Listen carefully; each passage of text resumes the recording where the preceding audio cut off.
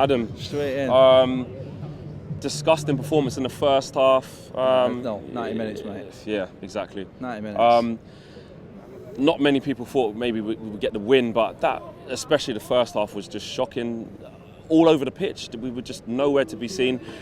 I remember De Bruyne saying that he had one of his easiest games at Arsenal. He's come and had his easiest game here, him and the whole City team. Mate, the word disgrace shouldn't be used lightly, but that was, in every development, in every way in that game, that was a disgrace. From management to players, everything. Absolute disgrace of a team performance there. That first half performance, that was like Everton last season, wasn't it? And that takes a lot of beating, that. I went into this game with no hope whatsoever. I don't know what it was. I got the vibe when I was sat there in the ground to start the game. The fans weren't up for it. Fans were leaving it half an hour into the game, mate. They were getting up and leaving. After that third goal, yeah, it's just flat credit to the fans who just keep singing all the way through the game, mate. But you know what? It's just an absolute farce now. In the corner by the corner flag, that was it, wasn't it? Yeah. Absolute farce, mate. It's the farce right now, this football club. I mean, I don't want to get into it. I don't want to go, you know what I'm like, where I stand with all there, you know where I am. Some people may call it on the fence, but today, this was hard to take today for me, because he consolidated. His first substitution was consolidation. He took on an attacking player, brought Matic in, consolidating a quarter of the way through a cup tie against City. Local rivalry, bragging rights he was going on about before the game. The second substitution was a disgrace. To throw Gomez on into that, 3-0 at 3-0 down, down, get a game any time else. He's not played him any other. There was no tactics in that decision at all. And then the goal that Kane was lucky that City gave us, then he brings Martial on. When he thinks there might be a chance if you sneak another goal, then you're back in the game, aren't you? You're back in the tie, you should say.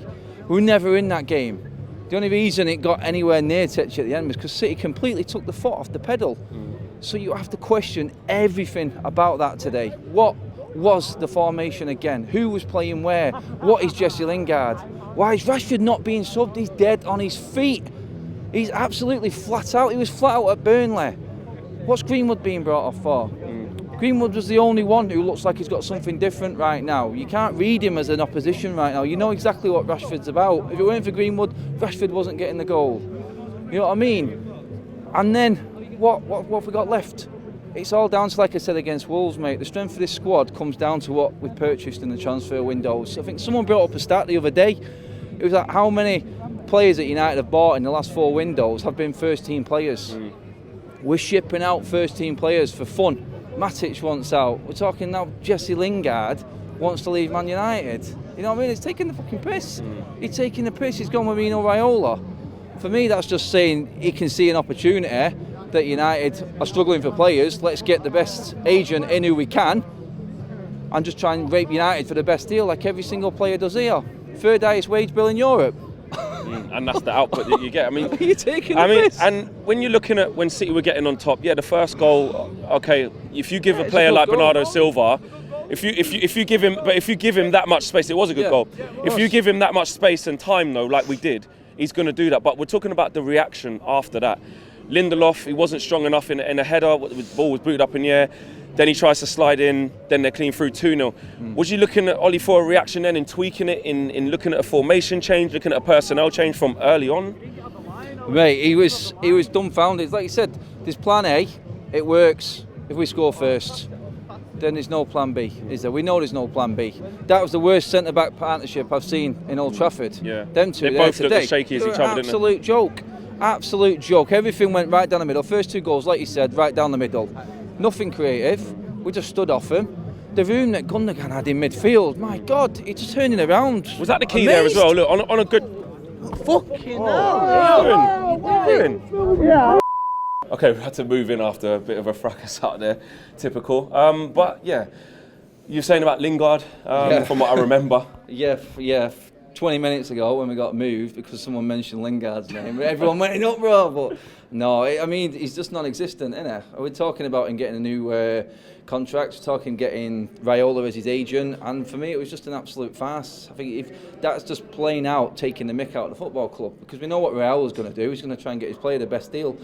The guy, he's got memes all over Twitter. You know what I mean? Jesse Lingard's stats from 2019 video. 2 seconds later, thanks for watching, game over. He's done nothing, he does nothing. But he keeps getting picked by Ole. And the fact that Solskjaer saw that as the problem and didn't even let him come out for the second half, is that not almost custard pound on his face because, you know, maybe Jesse needs some time out? It's a worry, mate. Ole's starting to really worry me now with his decisions. The team selection again today. Our best players are our young players. Brandon Williams, Mason Greenwood. It's embarrassing now. And he's just throwing him on in hope that they can do something. He's throwing him on in hope to get the fans on side. That's what it feels like now. It feels like he's clinging on to anything he possibly can to try and appease the fans right now, because we're impatient. We know nothing's going to happen in this January transfer window now. We've just been absolutely had our asses handed to us by our neighbours again. They're just making out noises. They're sending out little snippets to Sky Sports News, TalkSport, whatever, little reports that these players we're interested in. Of course we're interested in these players. Tell us something we don't know. You know what I mean? And the club is just an absolute joke from top to bottom right now again. And it's not going to get any better on the pitch. We all said January was going to be the big month. Yeah. We got big game after big game after big game. There's no squad. Like I said then, Rashford did on his fit. The whole squad looks knackered. Only until we got the lucky goal. Yeah, it was a good finish, but we was lucky to get the chance in the first place. Did he come alive? Because there was no reaction after that, was there? Arsenal, Wolves, City, we've done nothing. 2020 has been an absolute nightmare so far. Can you see it getting better? Can you see it getting any better at all? It's hard to see where the improvement's going to come from. It's hard to see where we're going to start changing things or how Ole is going to change it. Is the change going to be him? I don't know anymore now. It's starting, because I know what's coming up, and I know that we can't even get up for the big games now. That's just took out our only good hand that we've had this season, which is getting up for the bigger games. One saving grace, isn't it? And now that's gone today. Other teams are just going to see exactly what it is. And it's just, the whole night has just been an absolute nightmare from top to bottom. From in there to out here to being, it's just, the fans are just fighting with each other now. Fans leaving early. It's divided because the club have got a singing section. They're shouting at the other fans who are sat there, who sat down with the kids. The whole club is a mess, mate. People don't see it from the outside. They don't see it. They'll just get an attendance shouted out. But believe me, this club is poison right now from top to bottom, and it's spreading. It's getting worse and worse. And the team on the pitch isn't going to change any of that anytime soon. It's in there, in that stadium, is horrible. It's as bad as it is out here. I've seen people fighting in the stands, arguing, splitting people up. Noureddin was there. He was scrapping, separated from someone the other week. This is Noureddin who just talks. If you have an opinion, then it's just being slaughtered right now. You can't have an opinion about the club right now. That's how divided this club is, and that's caused by what they've done up there and the decisions they've made. And that has just spread now down right to the roots of this club, to the fans now. That's the top has killed the fans. That's how far down it's gone. That's it, because we're fighting outside there today. When's that ever happened? The club is divided completely. I've never known it like this.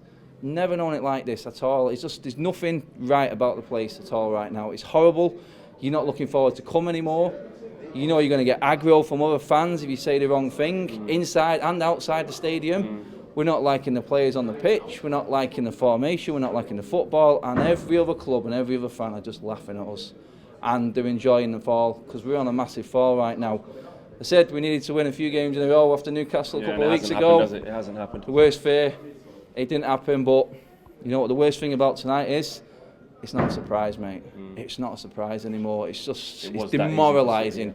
It is. It was a walk in the park. Their fans couldn't even be bothered singing in the end.